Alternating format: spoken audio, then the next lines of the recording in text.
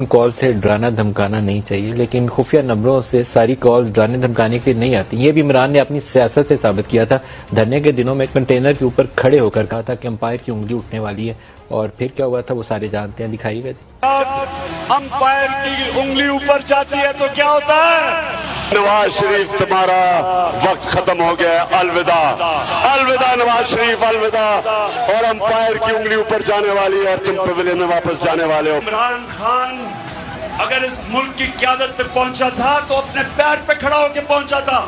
वो किसी एस्टेब्लिशमेंट की नर्सरी के अंदर नहीं पाला गया था। ये सबसे अच्छा संजीदा जुमला है जो इमरान ने बोला है कि वो अपने पाँव पे खड़े होकर पहुंचा था, किसी इस्टेब्लिशमेंट की नर्सरी में नहीं पाला गया था। मेरे ख्याल में इसको सबसे ज़्यादा संजीदा ले, क्योंकि 2011 के लाहौर जलसे से लेकर 2018 के इंतखाबात तक शायद ही कोई ऐसा मौका हो कि जिसमें वो अपने पाँव पे खड़े हो, और 2018 के इंतखाबात से लेकर